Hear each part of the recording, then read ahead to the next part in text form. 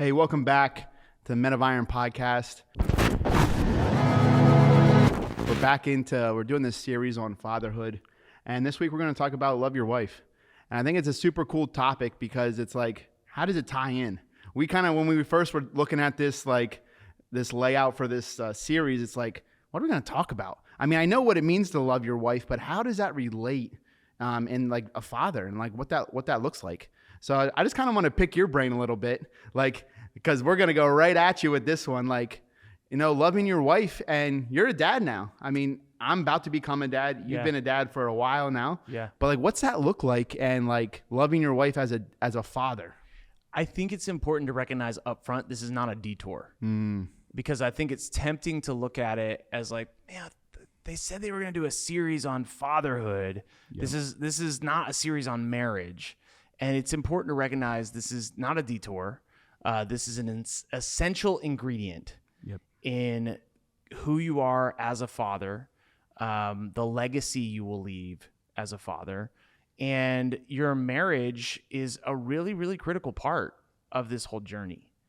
And so I think you actually have had the best language on this. I think you say something like the way that you love your wife is the first love that your kids see. Is that fair? Yeah, that's totally fair. I think it's so important because like as your kids are growing up, like when do they get to see love?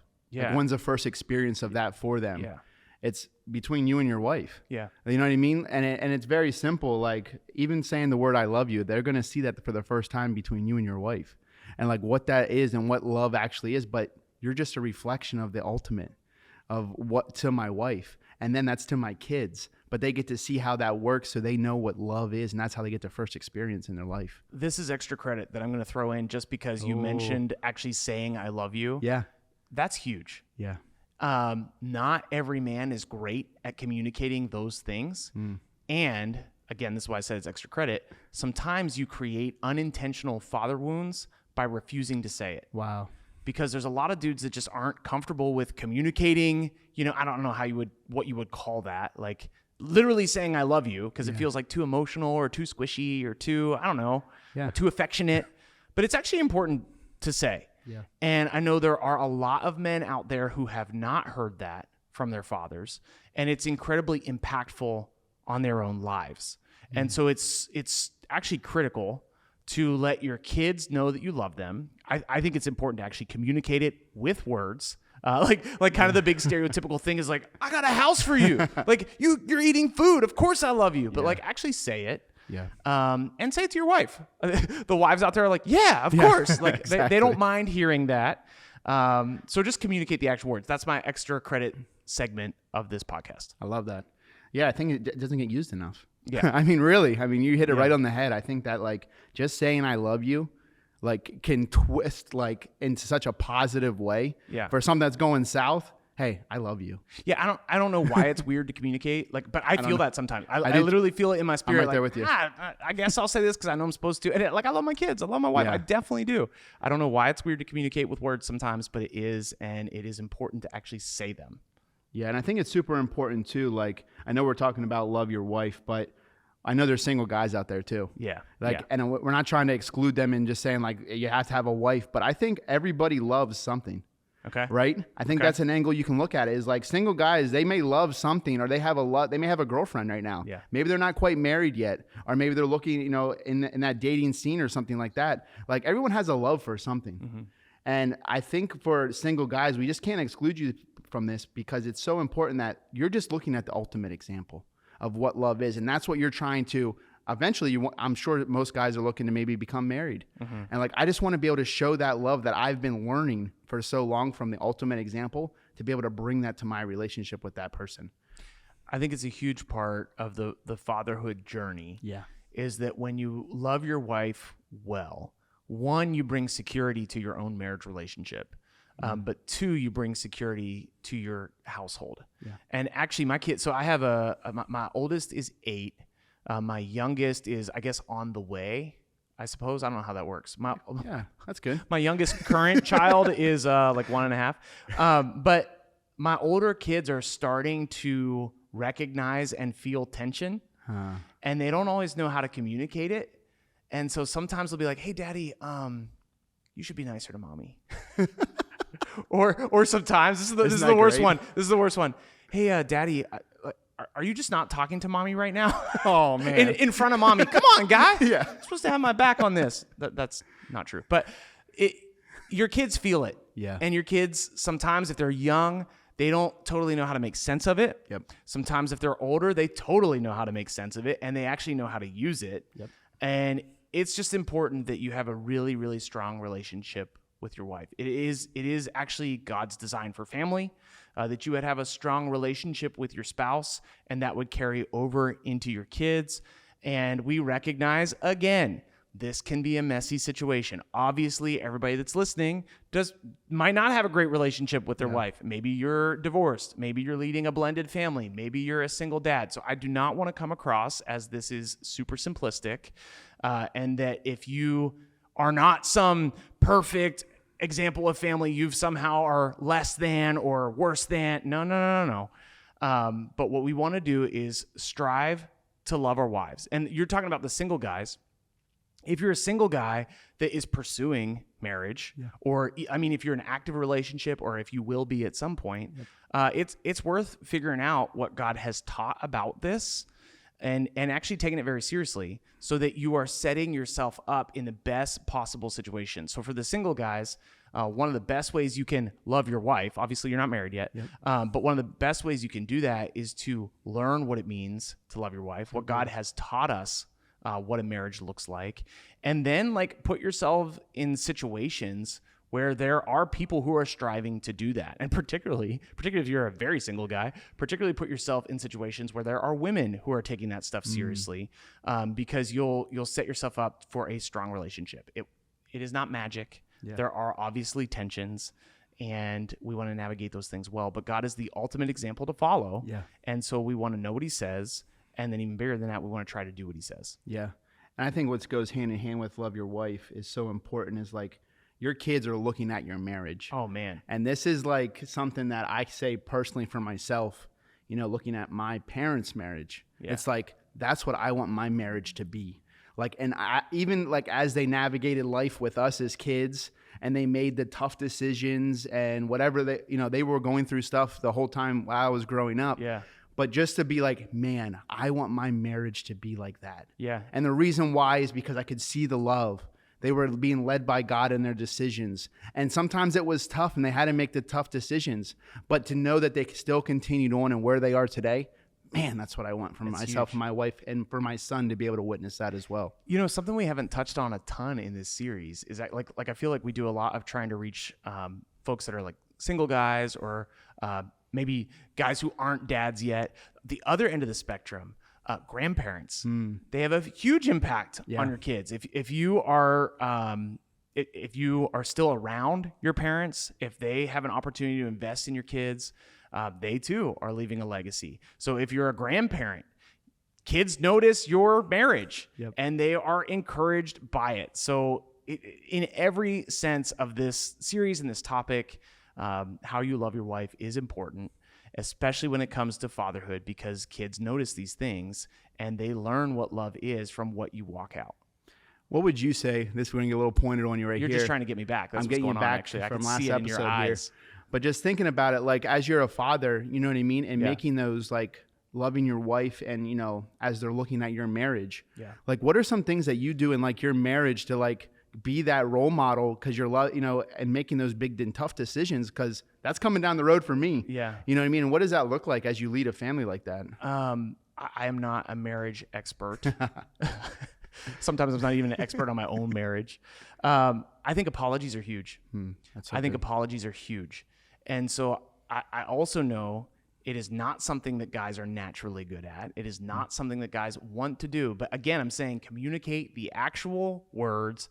I am sorry for that thing that I did. Your wives will love to hear it.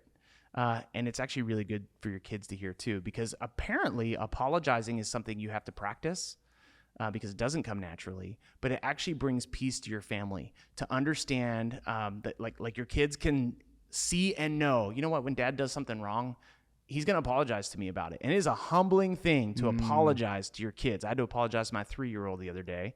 I'm not even sure he understood what I was communicating exactly, but it is like, this is what my life has come to, apologizing to 3-year-olds. It's incredibly important to apologize to your wife sometimes so that your kids know it. Because if you go through it, and this happens, you go through like big fights. Yep. Unfortunately, we've had a few. If your kids witness those, and kids are sharp, man. Like it might not be that they see them, it might be that they hear them, it might be that they feel them. If they see that you have walked through a very tense period in your marriage, and they see you actually step up and apologize for what you contributed to that tense thing, it brings a lot of peace to those kids, and it brings a lot of security to those kids. And there's obviously more to marriage than just apologizing, but I think it's huge, and I think we don't do it enough. I agree 100%. I catch myself even like you'll catch yourself in that moment. Yeah. And you're like, really what would solve all of this right now is if I just said I was sorry. Yeah. Like we're going and at you it. don't want to. And you're like, I'm not saying that. She hasn't said it. Yeah. Why would I say it? Yeah. And how that word, I am sorry, Yeah. can literally change the whole mood of that conversation. Yeah. Another question I had for you, and this is just one that I really was just thinking through, like you have a couple kids now. Yeah. Like how are you prioritizing your wife, while having all these kids and like making that a priority? Because your marriage is so important because your kids are watching it, as we talked about. And like, how's that a priority so for you? I would say this is opinion and not, this is my view of this thing. You will spend over the course of your life far more time with your wife than you will your kids. It is very important that you continue to invest in your relationship with your wife. And when you have a lot of kids, it is really easy to pursue relationship with them first and foremost. Like your wife could do that, you could do that, and lose sight of the fact that you're doing this thing together. And one of the things you'll see happen is I think it's actually like another opinion. I think there is stats that back it up. I don't have them in front of me. A lot of folks get divorced very early on in their lives before they have kids. And there's actually quite a bit of people that get divorced after kids leave the house, because you spend 20 years raising kids together. You're staying together for the kids. And then when the kids are gone, it's like, you know what? Actually, there's nothing here. So you want to continue to invest in that relationship, and you want to continue to pursue your wife. One of the, I guess it can be a cliche, is like, make sure you continue to date your wife. So to be pointed, we do that. We are not as scheduled as once a month we go on dates.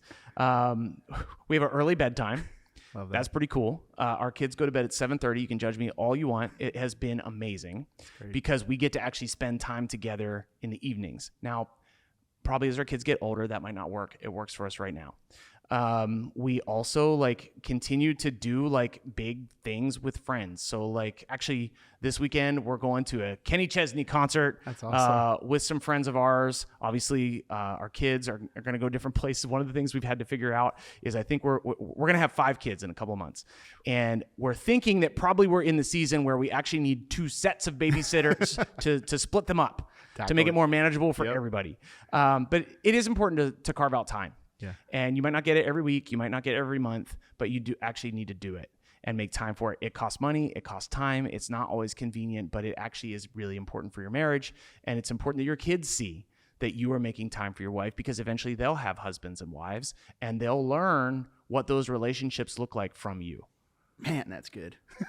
I think that's for me is like, I'm looking at it as becoming a father here very soon. And it's just like thinking of that thought, like, I want to make sure I still prioritize my wife. Yeah. Like, because like you were saying, like, that's my relationship. After my son goes on and gets married, like, I still have my wife. Yeah. And to make sure she's still like, I prioritize her in our relationship so we can spend those moments together and enjoy them too. Like, we're raising a son. Yeah. It's a gift from God. Yeah, man. Like, and that's the exciting part about it is like, he's a gift from God to me and her. Yeah. And just looking forward to be able to raise him, the correct way, and our relationship to be like, I hope he can, like we were saying about legacy, I hope he can turn back and say, I just want to have a marriage just like my mom and dad. Yeah. Like, that's it. Like, I would love that. And if that's going to be the legacy, like, of our marriage, was like just continuing after God and following him, and that just by me loving her correctly and loving my wife and not me being that example to my kids, man, that's what I want. It's worth noting. I always love giving some scripture so that you know we're just not like Yeah, telling you, absolutely. hey, this is what Ryan and Colton think. If you on your own time want to check out Colossians 3, 1 Peter 3, Ephesians 5-6, there are clear directions on how men are to live in their families. And I'm not going to dive into each one. If you want extra credit, you can go read some of those passages on your own. One of the clear things that is apparent in those passages is it was what Christian men were called to was wildly countercultural at the time, because wives were highly valued and kids were highly valued, way more above than what the other culture around them would have expected. And so we are called to love our wives. We are called to care for our wives. The kind of the cliche, and I mean, it's not cliche, it's actually scripture. We are called to love our wives like Christ loves the church. I know that's not always simple. I know there's a lot of nuance to that whole thing, but it is something we're asked to do. We're asked not to provoke our kids. I think the King James is like, don't provoke your kids to wrath, which is great. Love them, care for them, direct them, discipline them like God disciplines us. He loves us. He calls us out when we're wrong, and he directs us to relationship with himself, what's good for us. So there is some directions there. Don't want to go without calling those out. We're not going to do a deep dive into those. That's so good. And as we're just like closing up here, I thought of this verse, 1 John 4:19. We can love because he first loved us. Yeah. And that's really the root of it. When I'm loving my wife, I can love her because I'm just reflecting the love that God had for me.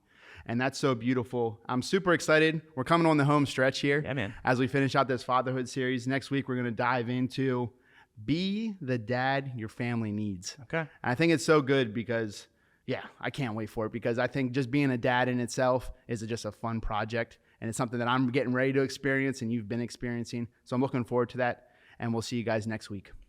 Thanks for listening to the Men of Iron podcast. If you enjoyed that episode, you can go to our website, menofiron.org. You can also like that episode. You can ring the notification bell, or you can subscribe to our YouTube channel. But again, thanks for listening to the Men of Iron podcast.